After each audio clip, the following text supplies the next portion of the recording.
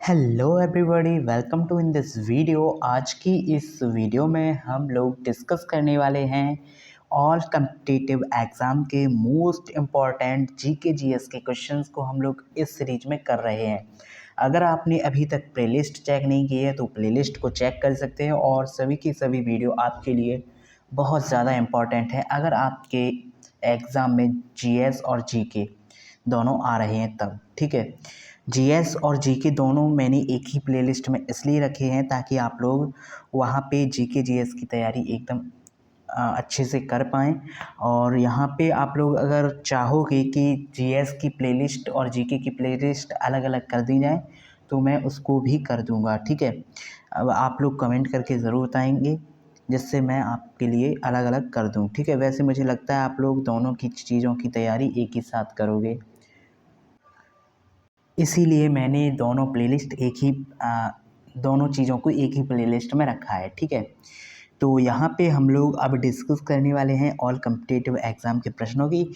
यहाँ पे हमारा मेन टॉपिक जो रहने वाला है, शाहजहाँ से संबंधित जितने भी हमारे प्रश्न बनेंगे उन प्रश्नों को मैंने यहाँ पे लिख लिया है और आप लोगों को मैं एक एक करके सभी प्रश्न बताने वाला हूँ। तो अभी तक आपने पेन और कॉपी नहीं ली है, उठाई है, तो उसको ले लीजिए, उठा लीजिए और लिखना स्टार्ट कर दीजिए। एक एक क्वेश्चन को आपको लिखते जाना है, समझते जाना है, सुनते जाना है, जिससे आपको एक एक क्वेश्चन अच्छे से याद हो जाए और आप अपनी एग्ज़ाम में अच्छे से अच्छे नंबर ला पाओ। ठीक है, स्टार्ट करते हैं। यहाँ से हम लोग शाहजहाँ का ये प्रश्न है। ठीक है, तो पहला प्रश्न हमारा क्या है, शाहबुलंद इकबाल के नाम से कौन मशहूर था। ठीक है, शाहबुलंद इकबाल के नाम से कौन मशहूर था ये हमें बताना है। तो शाहबुलंद इकबाल के नाम से दारा शिको मशहूर था, दारा शिको। ठीक है, ये बात अच्छे से याद रखनी है कि दारा शिको शाहबुलंद इकबाल के नाम से मशहूर था। ठीक है, अच्छे से याद रखेंगे तभी आप एग्ज़ाम में इस प्रश्न को कर पाएंगे। ठीक है, शाहबुलंद इकबाल के नाम से कौन मशहूर था, दारा शिको था। ठीक है, दूसरा प्रश्न हमारा ये है, शाहजहाँ ने किसकी सहायता से राजगद्दी हासिल की। शाहजहाँ ने किसकी सहायता से राजगद्दी हासिल की, तो ये हमें बताना है। तो आशफ खान था, उसकी सहायता से शाहजहाँ ने राजगद्दी प्राप्त की थी या हासिल की थी। ठीक है, ये प्रश्न भी याद रखेंगे, इसको लिखते जाएं ताकि आप लोग भूलने ना पाएँ और जब भी आपका एग्ज़ाम हो आप अच्छे से रिवीजन कर पाएँ बिना फ़ोन उठाए। ठीक है, इसके बाद नेक्स्ट है हमारा, शाहजहाँ ने आगरा से अपनी राजधानी कहाँ परिवर्तित की। देखो, शाहजहाँ ने अपनी राजधानी आगरा से कहाँ परिवर्तित की ये बताना है।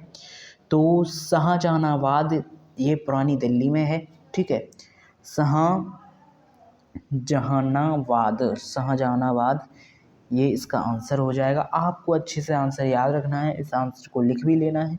ठीक है, नेक्स्ट बात कर रहे हैं, शाहजहाँ ने अपनी बेगम मुमताज़ महल का मकबरा कहाँ बनवाया। तो देखो, मुमताज़ महल का मकबरा कहाँ बनवाया है इसके बारे में आपको मैं बताता हूँ। शाहजहाँ ने अपनी बेगम मुमताज़ महल का मकबरा आगरा में बनवाया। आप सभी लोग ये प्रश्न तो अच्छे से जानते ही हैं। ठीक है, ताजमहल ओके आगरा में है। नेक्स्ट है, शाहजहाँ को गिरफ्तार कर कहाँ कैद किया गया था। तो शाहजहाँ को गिरफ्तार करके कहाँ कैद किया गया था ये हमें बताना है। तो आगरा का किला था, उसमें कैद करके रखा गया था। शाहजहाँ को गिरफ्तार किसने करवाया था, औरंगजेब ने करवाया था। औरंगजेब शाहजहाँ का ही पुत्र था। ठीक है, लड़का था और उसने अपने पिताजी को क्या करवाया था, गिरफ्तार करवाया था।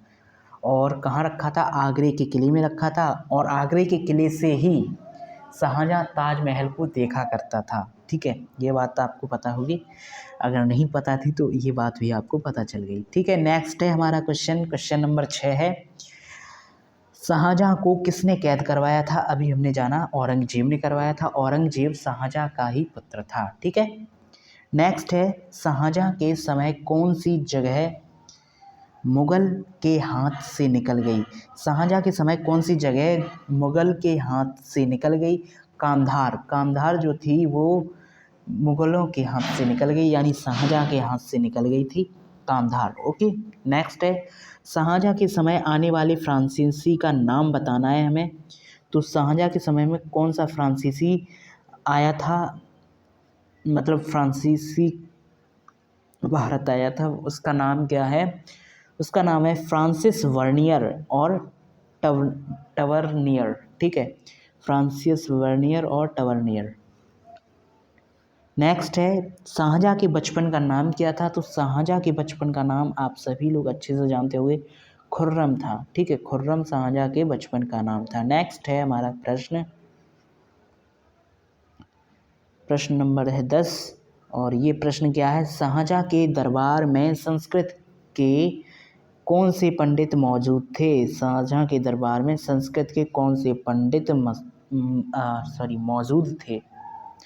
तो कविंद्र आचार्य सरस्वती और जगन्नाथ पंडित। ठीक है, ये बात आपको याद रखनी है, मोस्ट इम्पोर्टेंट प्रश्न है। शाहजहाँ के दरबार में संस्कृत के कौन से पंडित मौजूद थे? तो ये थे कविंद्र आचार्य सरस्वती और जगन्नाथ पंडित। ठीक है, नेक्स्ट आगे बढ़ें।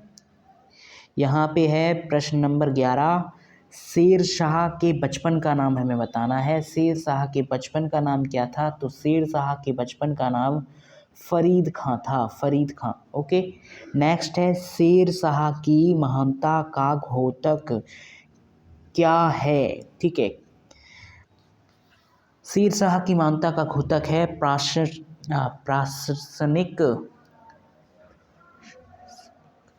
प्रशासनिक सुधार। ठीक है, प्रशासनिक सुधार शेर शाह की मानता है। ठीक है, का घोतक है। ठीक, नेक्स्ट आगे बढ़ते हैं। यहाँ पे प्रश्न नंबर है 13, शिवाजी ने मुगलों को किस संधि के द्वारा किलों को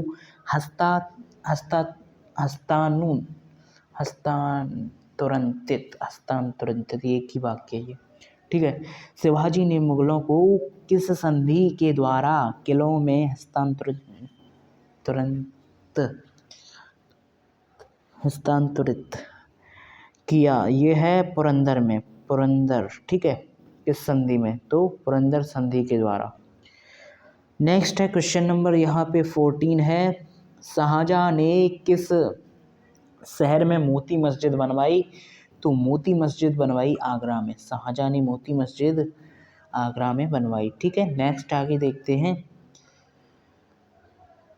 वर्ष 1526 में लड़ी गई पानीपत की पहली लड़ाई में बाबर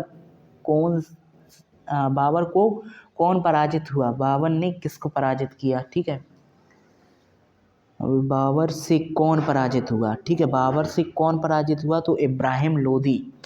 वर्ष 1526 में लड़ी गई पानीपत का जो युद्ध था, लड़ा गया था 1526 में पानीपत का जो युद्ध लड़ा गया, उसमें बाबर ने इब्राहिम लोदी को पराजित किया था। ये बात आपको लिखनी है, याद करनी है। ठीक है, वर्ष 1526 में पानीपत में लड़े गए युद्ध में पहली लड़ाई थी ये। ठीक है, बाबर ने इब्राहिम लोदी को पराजित किया। ठीक है, नेक्स्ट है क्वेश्चन, लगता है क्वेश्चन ख़त्म है। ठीक है, तो यहाँ पे हमारे ये 15 क्वेश्चन आपको एकदम अच्छे से समझ में आए होंगे।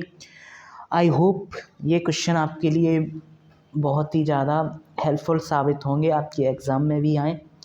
ठीक है, तो यहाँ पे मैंने ये 15 क्वेश्चन बताए आपको। यहाँ पे किसी क्वेश्चन में डाउट हो तो आप लोग कमेंट करके बता सकते हो। बाकी आप लोग इस वीडियो को लाइक करना और चैनल को सब्सक्राइब ज़रूर करना। ठीक है, नेक्स्ट मिलते हैं नेक्स्ट वीडियो में। Thank you, good bye, take care.